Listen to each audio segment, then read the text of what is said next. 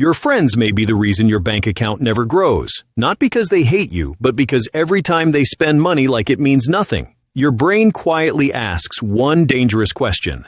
Why am I the only one holding back? That question is expensive. It does not feel expensive at first. It feels like dinner, one drink, one weekend trip, or saying yes because you do not want to look boring, cheap, broke, or left behind. But slowly, your life starts becoming a subscription to someone else's lifestyle. And the worst part is, nobody forced you. Nobody pointed a gun at your wallet.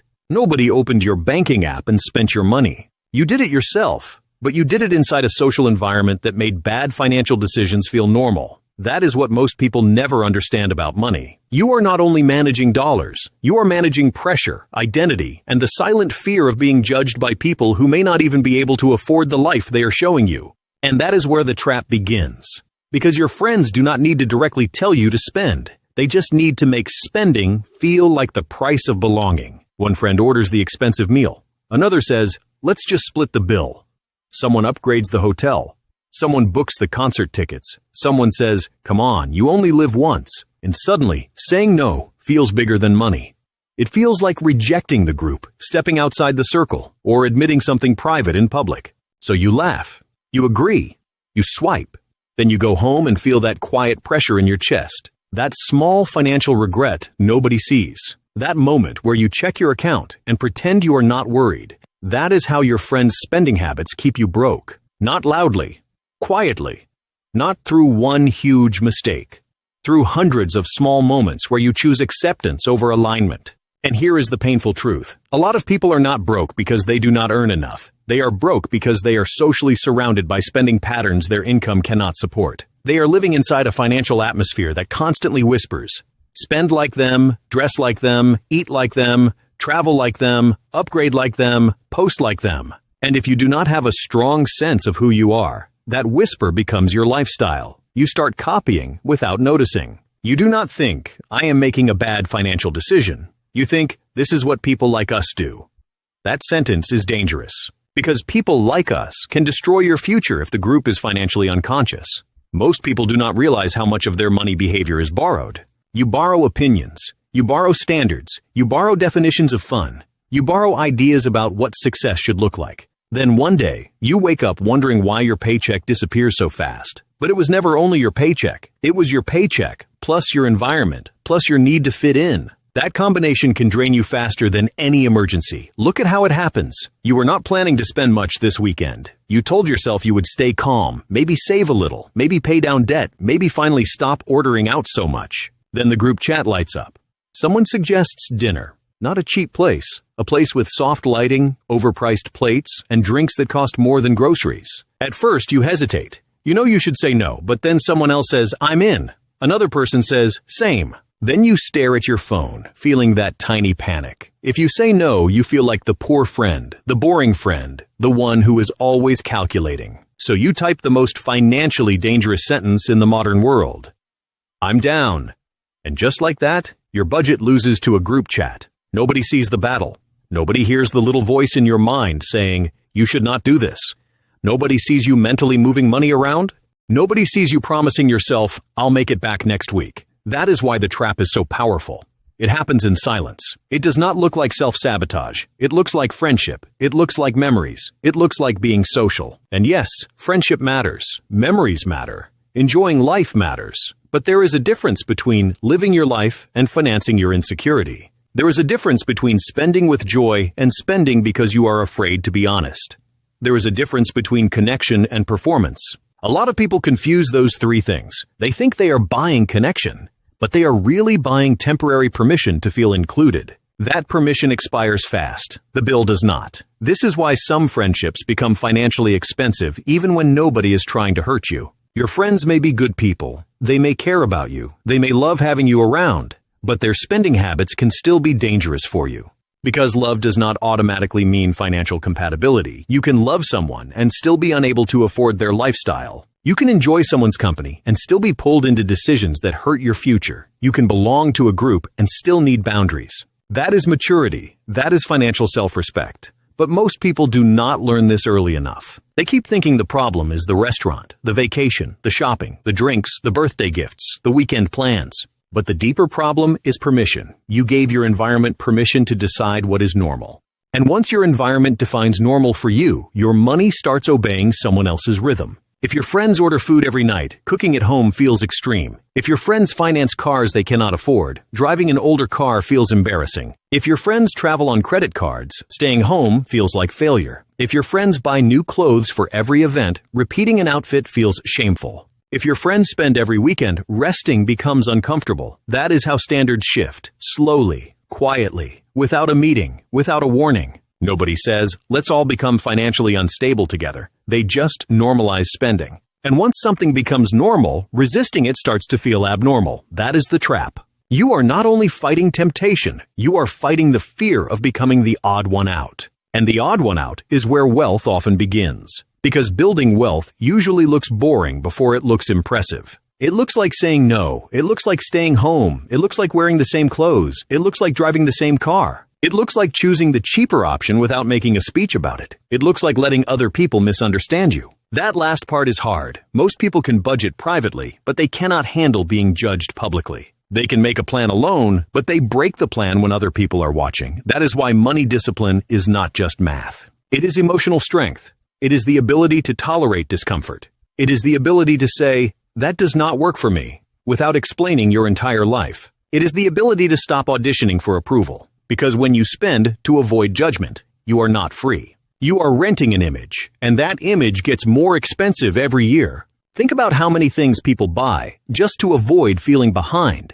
The newer phone, the better shoes, the nicer apartment, the upgraded car, the vacations they cannot relax on because they are worried about the credit card statement, the dinner they pretend is casual while calculating the damage in their head. The gift they overbuy because they do not want to look cheap. This is not wealth. This is fear wearing nice clothes. And fear is one of the best salesmen in the world. Fear says, they will think you are broke. They will think you are not successful. They will stop inviting you. They will move on without you. They will see who you really are. So you spend. Not because you need the thing, not because you even want the thing, but because you want the feeling of not being exposed. That is the real cost, not the price tag. The real cost is the loss of self-respect every time you betray your own plan to protect an image. And the strange thing is, many of the people you are trying to impress are also scared. They may be spending from debt. They may be living paycheck to paycheck. They may be using credit cards to maintain the same illusion you are trying to keep up with. They may be one missed payment away from panic. But because everyone performs confidence, nobody knows. So the group becomes a theater. Everyone acts comfortable. Everyone acts casual. Everyone acts like money is not a problem. Meanwhile, half the table is silently stressed. That is how broke people accidentally pressure each other to stay broke. Not through evil, through performance, through comparison, through silence, through pretending. And the longer you stay in that performance, the harder it becomes to tell the truth, because truth interrupts the fantasy. Truth says, I cannot afford that right now. Truth says, I am trying to save. Truth says, I am paying off debt. Truth says, that is not a priority for me. Truth says, I'm not going. Those sentences sound simple, but for many people, they feel terrifying because they reveal a boundary. And a boundary always shows people who benefited from you not having one. Some friends will respect it, some will not. That is information. Pay attention to it. Because the right people do not need you to damage your life to prove you care about them. The right people can enjoy a simple meal, a walk, a cheap coffee, a conversation at home, or a plan that does not require financial bleeding. The wrong people make your limits feel like betrayal. They turn your budget into a joke. They call you cheap. They say you are no fun. They say you are overthinking. They say money comes back. And yes, money can come back, but time does not. Opportunity does not. Compound growth does not wait forever. Peace does not rebuild itself overnight. Every dollar you spend trying to keep up is not just a dollar gone. It is a vote. A vote for the version of you that wants approval now more than freedom later. And those votes add up. One dinner is not the problem. One trip is not the problem. One night out is not the problem. The problem is the pattern. The problem is when your social life has no financial filter. The problem is when every invitation becomes an obligation. The problem is when you feel guilty for protecting your future. That guilt is a sign. It shows that your relationship with money is tangled with your need to be liked. And until you untangle those two things, your income will never feel like enough. Because no amount of money can satisfy insecurity. You can earn more and still overspend. You can get a raise and still feel behind. You can double your income and still end the month confused. Because if your identity is built around keeping up, every upgrade becomes the new minimum. That is lifestyle inflation. But lifestyle inflation is not only personal, it is social. You see your friends upgrade, so your old life starts feeling smaller. You see their vacations, so your quiet weekend feels disappointing. You see their new car, so your reliable car feels like a symbol of failure. You see their apartment, their clothes, their meals, their photos, their purchases. And slowly, gratitude turns into comparison. Comparison turns into dissatisfaction. Dissatisfaction turns into spending. That is the chain, and social media makes it worse. Because now, you are not only comparing yourself to your close friends, you are comparing yourself to everyone they are pretending to be. You see the highlight reel, you see the edited life, you see the clean kitchen, not the overdraft. You see the airport photo, not the monthly payment. You see the luxury bag, not the credit card balance. You see the smile, not the stress, and your brain treats it like evidence. Evidence that everyone is ahead, evidence that you are behind, evidence that you need to catch up. But what if there is nothing to catch up to? What if the race is fake? What if the people running beside you are just as exhausted, just as anxious, just as financially fragile? What if the real flex is not being seen spending money, but being unseen building options? That is the mindset shift, because real financial strength often happens privately. Nobody claps when you skip an unnecessary purchase. Nobody posts your emergency fund. Nobody cheers when you pay more toward debt. Nobody gives you applause for not upgrading your car. Nobody sees the quiet decision that protects your future. But those decisions change your life. They create distance. At first, not visible distance, internal distance. You feel calmer. You stop panicking between paychecks. You stop depending on the next deposit. You stop feeling trapped by every unexpected bill. Then the external distance appears. Debt drops. Savings grow. Opportunities open. Your choices expand. And eventually, the same people who called you boring start asking how you did it. But by then, you understand something they do not. You did not become free by earning approval. You became free by surviving the discomfort of not needing it. That is the price. Freedom costs approval. Sometimes it costs invitations. Sometimes it costs being misunderstood. Sometimes it costs watching other people enjoy things you could technically buy, but choose not to. That choice hurts at first, because your old self wants the immediate reward. Your old self wants to join in. Your old self wants to prove you are not behind. But your future self is begging you to stop paying for temporary belonging with permanent stress. Listen to that future self, because nobody else has to live with the consequences the way you do. Your friends do not pay your credit card bill. They do not carry your anxiety at night. They do not feel the shame when you avoid checking your balance. They do not sit with you when you realize another month passed and nothing improved. They may influence the decision, but you inherit the result. That is why you must become careful about the financial culture around you. Not paranoid, not judgmental, careful. Ask yourself, what kind of spending feels normal around these people? Do I feel richer or poorer after spending time with them? Do they respect my limits? Do I feel pressure to perform? Can I be honest about money with them? Do our plans always require spending? Do I become more disciplined around them or more impulsive? These questions reveal more than your budget does, because your budget shows where your money went. Your environment shows why it went there. And sometimes the answer is uncomfortable. Sometimes you are not undisciplined. You are overexposed. Overexposed to people who spend for comfort. Overexposed to people who confuse luxury with success. Overexposed to people who treat debt like personality. Overexposed to people who cannot sit still without buying something. And when you are constantly exposed to that, your resistance gets tired. Discipline is not infinite. Willpower is not a wall. It is more like a battery. And every time you are around people who normalize spending, that battery drains. This is why changing your environment can be more powerful than trying harder. Trying harder while staying in the same pressure system is exhausting. It is like trying to eat healthy while living inside a bakery. You can do it for a while, but eventually the smell wins. Money works the same way. If every weekend is temptation, your financial plan will always be under attack. If every conversation is about buying, upgrading, traveling, showing off, and treating yourself, your mind will begin to believe saving is deprivation. But saving is not deprivation. Saving is self-protection. Saving is buying breathing room. Saving is giving your future self proof that you did not forget about them. And sometimes, protecting that future requires changing how you socialize. Not cutting everyone off. Not becoming cold. Not acting superior. Just becoming intentional. Suggest cheaper plans first. Do not wait for the expensive plan and then panic. Say, let's cook at home. Say, let's grab coffee instead. Say, I'm keeping this month low cost. Say, I'm not doing big spending right now. Say it early. Say it calmly. Say it without shame. The first time will feel strange. The second time will feel easier. The third time, you will realize nobody's reaction is more important than your peace. And if someone mocks you for being responsible, let that teach you something. Some people do not want your company. They want your participation in their chaos.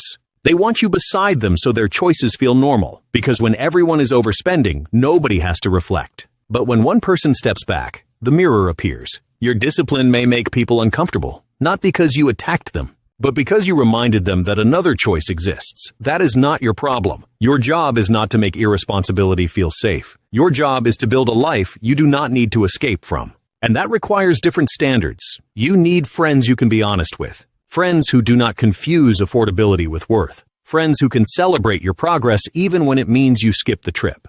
Friends who understand that your no is not rejection. It is direction. Because a real friend wants you stable. A real friend wants you peaceful. A real friend does not need your financial self-harm as proof of loyalty. And you need to become that friend too. Stop inviting people into expensive plans without thinking about their situation. Stop making jokes when someone chooses the cheaper option. Stop pressuring people with phrases like, just this once. Stop treating financial boundaries like negativity. Normalize honesty. Normalize low-cost joy. Normalize saying no. Normalize building something. Because everyone talks about wanting better friends.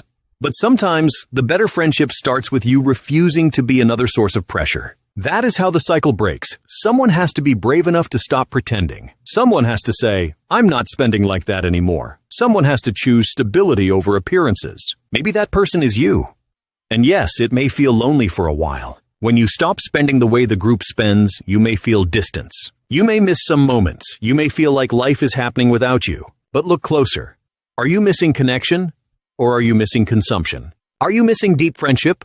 Or are you missing the performance of being included?